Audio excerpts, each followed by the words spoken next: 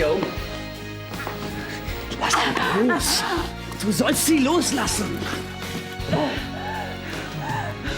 Wir beide gehen heute Abend ins Off-Limits. Die haben Neueröffnung. Da gibt's bestimmt ein paar Häppchen. Ein paar gute Typen. Wären mir Liebe. Ich habe mit Gina Schluss gemacht.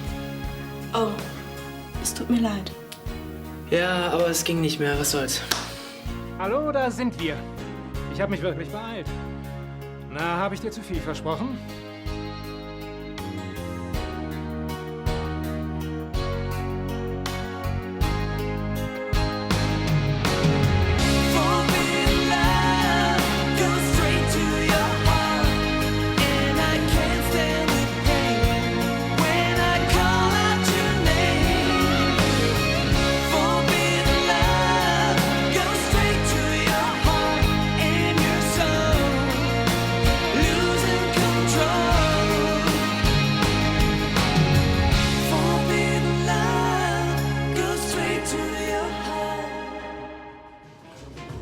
Na, was sagst du?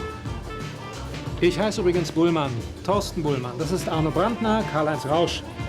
Sie dürften mir vielleicht auch Ihren Namen erfahren? Ja, ich heiße Susanne. Susanne Kopp und das ist Ela Anders. Sehr schön. Was möchten Sie noch trinken, Susanne? Vielleicht ein Caipirinha? Eigentlich wollten wir gerade gehen. Aber ich bitte Sie, der Abend hat doch eben erst begonnen. Und später kenne ich dann noch eine sehr schöne kleine Bar. Ihr seid doch mit von der Partie. Ich glaube nicht. Aber Arno, so nette junge Damen findest du nicht jeden Abend. Ja, ich finde die Damen auch sehr reizend, aber ich muss morgen früh raus. Was ist denn? Ich denke, wir trinken noch ein Bierchen zusammen. Tut mir leid. Ein andermal. Herr Brandner, könnten Sie meine Freundin und mich ein Stückchen mitnehmen? Wo müssen Sie denn hin? Wo müssen Sie denn hin? Ich muss nach Hause. Was für ein schöner Zufall. Da müssen wir nämlich auch gerade hin. Ja, dann einen schönen Abend noch und vielen Dank für die Drinks. Gute Nacht, Jungs.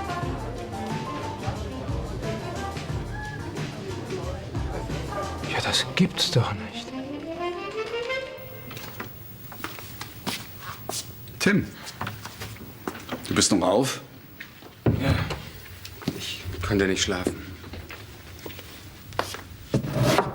Wegen Julia. Ja, auch. Und die Sache mit Clarissa geht mir nicht aus dem Kopf. Ich hätte sie fast umgebracht. Und wenn Jan nicht gewesen wäre, dann... Es ist zwar nicht die feine Art, aber sie hat dich durch ihr Verhalten provoziert. Und trotzdem. Mach dich nicht verrückt, das ist ja Gott sei Dank nichts passiert. Aber das kann doch keine Entschuldigung sein. Das ist es nicht, aber du kannst es nicht ungeschehen machen. Ja, irgendwas muss ich tun. Auch wenn es mir schwerfällt, ich werde mich wohl bei ihr entschuldigen müssen. Tja, wenn dir das hilft. Aber euer grundsätzliches Problem kannst du damit nicht aus der Welt schaffen. Clarissa ist schuld daran, dass Julia weg ist. Ob du dich entschuldigst oder nicht. Ja, aber ich kann ihr schlecht Vorwürfe machen, weil ich mich selber so daneben benommen habe. Schlaf noch mal eine Nacht drüber. Morgen kannst du immer noch überlegen, ob du zu ihr gehst. Ja, mach ich. Ich versuch's zumindest. Ich begreife Clarissa nicht. Unglaublich. Lässt die Hochzeit von zwei drittklassigen Schauspielerinnen aufmischen. Warum sie das wohl getan hat. Sie wollte nicht, dass Tim ihr Schwiegersohn wird. Aber dabei hat ihr die ganze Aktion doch gar nichts gebracht. Julia und Tim waren ja schon längst verheiratet, als diese Trute Pfeiffer ihren Auftritt hatte. Wieso nichts gebracht? Clarissa hat doch ihr Ziel erreicht. Julia ist weg. Gut, sie war im ersten Moment verunsichert, aber sie wird wiederkommen. Außerdem ist es für Julia und Tim ja wohl egal, wenn Julia in Wirklichkeit jemand anderes ist, nicht? Da wäre ich mir nicht so sicher. Wieso? Worauf willst du hinaus? Naja, für Julia und Tim wäre es wahrscheinlich egal. Nicht für Julia und Jan. Okay. Julia und Jan wären dann keine Geschwister. Das ist zwar traurig, aber doch kein Weltuntergang. Oder? Naja, es wäre halt eine Umstellung für die beiden. Genau. Und deshalb will es mir nicht in den Kopf, warum Clarissa so einen Wirbel veranstaltet. Und am allerwenigsten begreife ich, wie eine Mutter ihrer eigenen Tochter sowas antun kann. Ja, da ist sie wirklich einen Schritt zu weit gegangen. Es geht überhaupt nicht darum, dir eine Szene zu machen. Aber ich darf mich doch wohl darüber wundern, dass du dich von Typen wie diesem Bullmann anquatschen lässt. Warum soll ich mich nicht von ihm anquatschen lassen? Außerdem ist er dein Freund. Mein Geschäftsfreund, das ist ein Unterschied. Und er ist ein alter Lustmolch. Leider merkt man das nicht. Genau. Darum ist es das Beste, wenn man gar nicht erst in solche Bars geht. Doch, Papa. Ich bin keine 16 mehr. Ich kann machen, was ich will. Außerdem gehst du da auch hin. Moment, mein Barbesuch hatte einen rein geschäftlichen Hintergrund. Ach, ja, natürlich. Ich vergaß. Die meisten Aufträge bekommt man in solchen Etablissements. Susanne, mir ist der Gedanke einfach unerträglich, dass du auf solche Typen reinfallen könntest. Was war denn schon dabei? Genau. Gott sei Dank bin ich dazugekommen. Ja, und wenn nicht? Dann hätte er uns was vorgeprahlt, wir hätten zusammen was getrunken und Ela und ich wären dann gepflegt mit der Taxe nach Hause gefahren. Sowas kann aber auch ins Auge gehen. Solche Typen werden ganz schön fuchsig, wenn sie nicht kriegen, was sie haben wollen. Sag mal, hältst du mich wirklich für so blöd, dass ich mit solchen Typen sofort nach Hause fahre? Ja, ich hoffe es nicht. Also, wo ist dein Problem?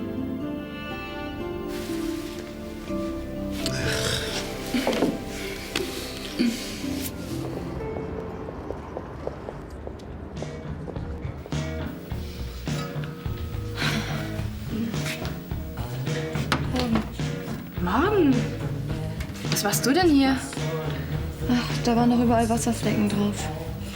Ja, aber das meine ich nicht. Seit wann machst du hier Frühschicht? Ach, ich konnte halt nicht mehr schlafen. Da dachte ich mir, machst du dich halt ein bisschen nützlich, wenn ich euch schon gestern nicht bei der Eröffnungsfeier geholfen habe. Wie war's überhaupt? Gut war's. Cleo hat sogar noch ein Liedchen getrellert und die Bude war brechend voll. Ich glaube allerdings, dass dich das nicht so sonderlich interessiert, oder? Du machst das doch nur, um nicht ständig an Ramon zu denken. Wie kannst du es auch sagen, Gina? Pass auf, wir machen uns ein schönes, kräftiges Frühstück. Und dann erzählst du mir ganz in Ruhe, was passiert ist.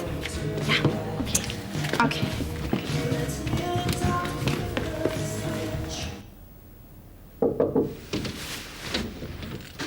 Hi, Susanne.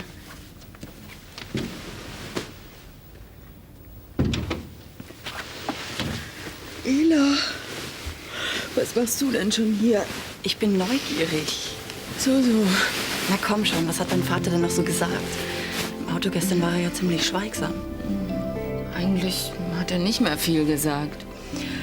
Aber natürlich nicht hellauf begeistert. Oh, ist auch zu blöd, dass er ausgerechnet an diesem Abend in diese Bar kommen muss. Geht er denn da öfter hin? Kann ich mir nicht vorstellen. Warum denn nicht? Weil er nicht der Typ ist für solche Bars. Mein Vater trinkt seinen Wein lieber zu Hause. Aber es könnte doch sein, dass er da ab und zu mal was anderes will, als nur was trinken. Papa? Ja, sicher, ist doch ein Mann in den besten Jahren. Und deine Mutter ist nun auch schon fast ein halbes Jahr tot. Ja, aber ich glaube nicht, dass er da schon drüber hinweg ist. Natürlich nicht. Ich dachte ja auch nur, vielleicht wird es ihm helfen. Tja, vielleicht. Vielleicht wird es ihm wirklich helfen, wenn er irgendwann mal jemanden kennenlernt. Nicht irgendwann. Dein Vater wird auch nicht jünger. Ich glaube, wir müssen da ein bisschen nachhelfen. Wir müssen was Passendes für ihn finden. Du meinst, wir sollen ihn... Wäre zumindest ein Versuch wert.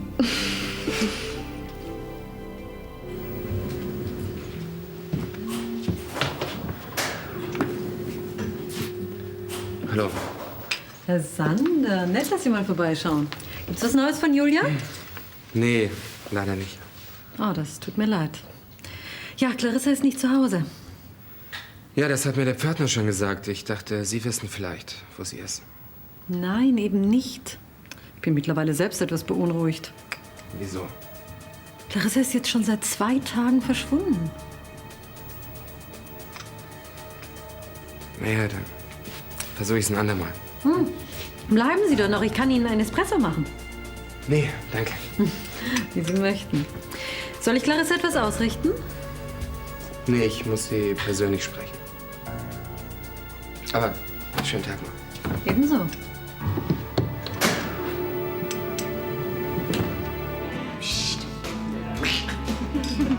So, zweimal Salat nach Artes Haus.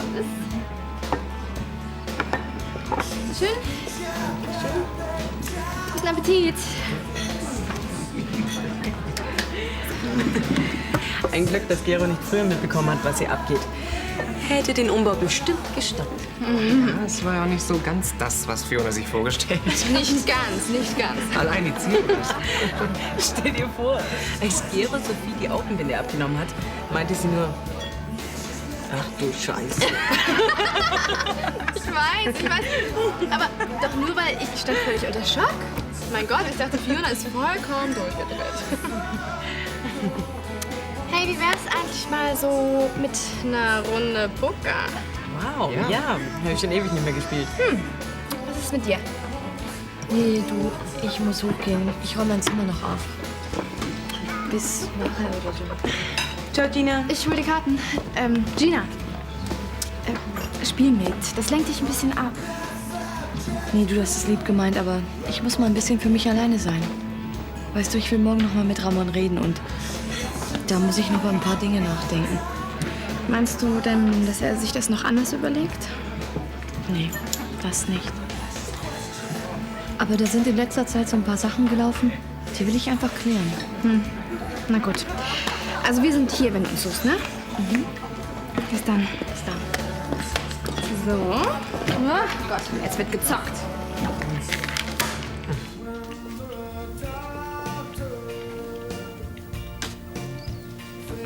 Ist das? Mir ging nur gerade was durch den Kopf. Darf man fragen, was? Ja. Darüber wollte ich mit dir sowieso schon öfter mal reden. Sag mal, fühlst du dich denn nicht irgendwie einsam? Wie kommst du denn darauf? Nur so. Bist du denn einsam? Nein. Ich hab ja euch.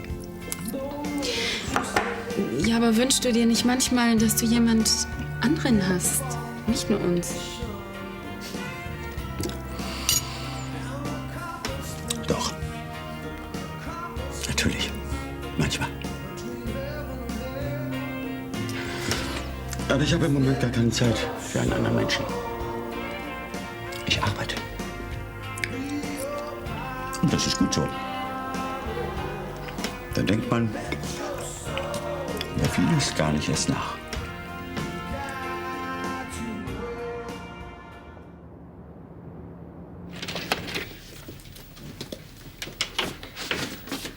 Ich hoffe, du hast gerade Zeit. Ja. Sonst gehe ich wieder und komme ein andermal wieder. Nein, es ist schon okay.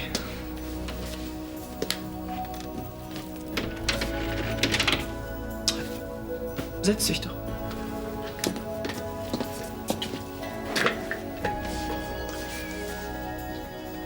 Warum ich gekommen bin? Ich bin gestern einfach so weggelaufen. Ich wollte einfach nur mit dir reden. Warum es mit uns schiefgelaufen ist und so.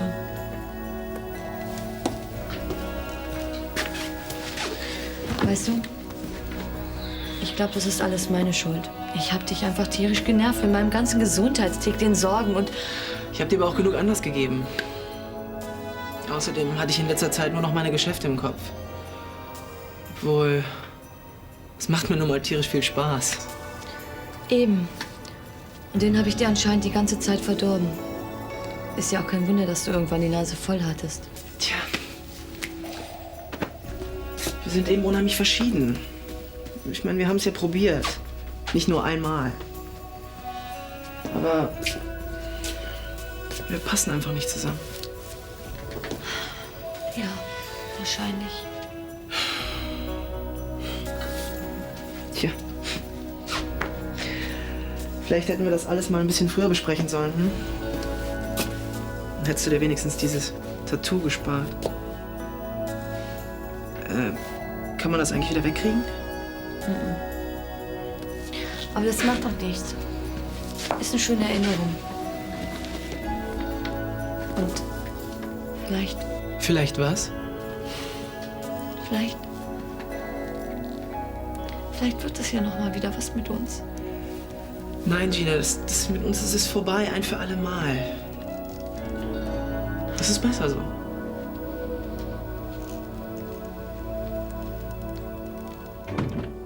Arno, ja, das ist ja eine Überraschung. Entschuldigt, dass ich euch so überfalle. Hallo. Grüß dich. Aber ich habe eine Baustelle im Nachbarort und da dachte ich, schaust mal vorbei, vielleicht habt ihr Neuigkeiten. Sehr guter Gedanke. Setz dich. Willst du ein Glas Wein haben? Ein kleines, gern. Mein Junge, Hallo, Arno. wie geht's dir? Ja, von Julia gibt's leider nichts Neues. Und nun ist auch Clarissa plötzlich verschwunden. Kann uns ja nur recht sein. Ja, ich mache mir eben Sorgen. Sorgen um jemand, der dir deine Hochzeit verdorben hat? Ich war vor ein paar Tagen bei ihr, um ihr die Meinung zu sagen. Und dann, keine Ahnung, ich habe durchgedreht, habe sie gepackt und... Tim ist ihr vor Wut an die Gurgel gegangen. Solcher Trieb ist mir nicht ganz unbekannt.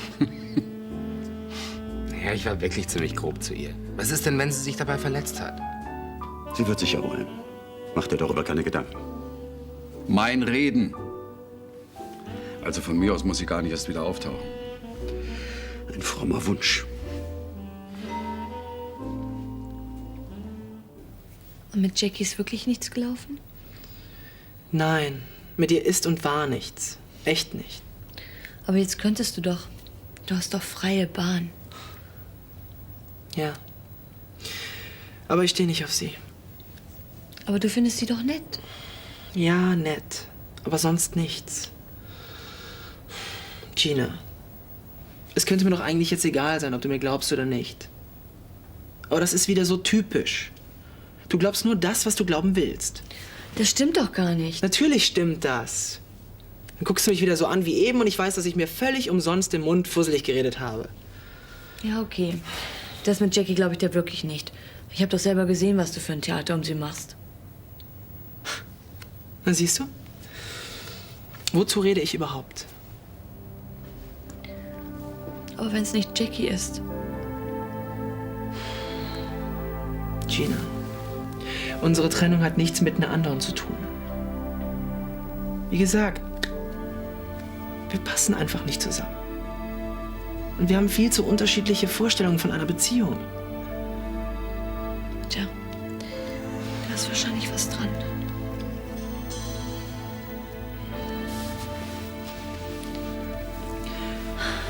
Ich mag dich sehr. Immer noch. Aber das mit uns, das kann einfach nicht gut gehen. Ja, es klingt jetzt vielleicht ein bisschen blöd. Aber ich find's echt toll, wenn wir Freunde bleiben könnten. Ich auch. Und ich finde es auch gut, dass wir jetzt wenigstens drüber geredet haben. So. Tschüss.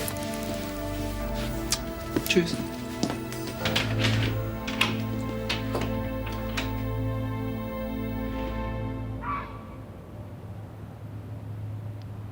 Sieht das gut aus. Danke. Tolle Idee, heute ein französisches Frühstück machen zu lassen. Das erinnert mich immer an unseren ersten gemeinsamen Morgen in Cannes, weißt du noch? Klar, auf der Terrasse des Kalten. Wenn wir das Schloss verkauft haben, sollten wir wieder mal hinfahren. Das machen wir. Vielleicht können wir sogar da unten was kaufen. Anstetten? Ben, hier ist Clarissa. Hallo, Clarissa. Was muss ich da wieder von dir hören? Wieso? Naja, man sagt sich, du bist neuerdings unter die Theaterregisseure gegangen. Man soll nicht alles glauben, was die Leute reden. Aha, dann stimmt das Gerede also gar nicht. Ach, die Leute reden so viel, wenn der Tag lang ist. Ach komm, Clarissa. Uns musst du doch nichts vormachen, hm? Das will ich ja auch nicht. Deshalb rufe ich auch an. Da sich mein Noch-Ehemann sicherlich weigert, mich zu empfangen, könntest du Christoph und Tim heute um 10:30 zu dir bitten? Ich habe eine Überraschung für die beiden. Du willst hierher kommen? Ja, es ist wichtig. Also was ist, tust du mir den Gefallen? Naja, fragen kann ich sie natürlich. Wunderbar. Dann sehen wir uns ja schon bald. Und grüß Tanja. Bis dann. Tschüss. Schönen Gruß von Clarissa. Danke. Was wollte sie denn? Sie will sich bei uns mit Christoph und Tim treffen. Sie hat eine Überraschung für die beiden. Was denn für eine Überraschung? Das werden wir in einer Stunde wissen. Dann wird sie hier sein. Ich habe mit meinem Vater gesprochen. Es ist genauso, wie du sagst. Er fühlt sich manchmal sehr einsam. Er merkt es bloß nicht, weil er so viel um die Ohren hat. Und er hat euch. Wenn ihr mal alle aus dem Haus seid, wird es hier ganz schön ruhig werden. Das dauert noch eine Weile. Ja, aber dann ist es meist zu spät, sich nach was Passendem umzuschauen. Das muss er jetzt machen. Und wo soll er die finden? Am besten, man guckt sich erstmal im Bekanntenkreis um. Das Gute liegt oft so nah. Du meinst nach dem Motto, 1000-mal berührt. So ungefähr. Wie sieht's denn zum Beispiel im Freundeskreis aus oder in der Nachbarschaft? Ach, kannst du vergessen, entweder alte Schachteln oder verheiratet. Und in der Firma? Nichts. Hat er irgendwelche Hobbys oder geht er in einen Verein? Mein Vater hasst Vereine. Ich sehe schon, ein schwieriger Fall. Hat er vielleicht irgendwann mal gesagt, welcher Typ Frau ihm gefällt? Nicht, dass ich wüsste. Ich meine, er war über 20 Jahre verheiratet. Aber jetzt, wo du es sagst, bei seinem letzten Geburtstag ist er mit einer gewissen Anneliese aufgetaucht. Die stammt noch aus vor Iris Zeit. Und, wie sah die aus? Ganz okay. Na, prächtig, dann ist das erste Date schon so gut wie sicher. Wir können ihm doch nicht irgendwen aufzwingen. Wieso? Eine alte Flamme ist genau das Richtige. Geradezu ideal für den Anfang. Schön, dass ihr gekommen seid. Kommt doch rein. Worum geht's? Ich habe vor einer Stunde einen Anruf erhalten. Es war Clarissa. Was wollte sie? Keine Ahnung. Sie wollte sich mit euch treffen und offensichtlich will sie auch Tanja und mich dabei haben. Ich habe keine Lust, sie zu treffen. Warte mal. Hat sie denn gesagt, was sie von uns will? Nein, sie sagte nur, es ist eine Überraschung. Oh, ja, Clarissas Überraschung kenne ich. Komm, das ist reine Zeitverschwendung. Nee, ich würde gerne hier bleiben. Ich muss wissen, was sie von uns will. Und ich möchte dich auch gern dabei haben. Wann kommt sie? 10:30. Also jetzt. Und wo ist sie?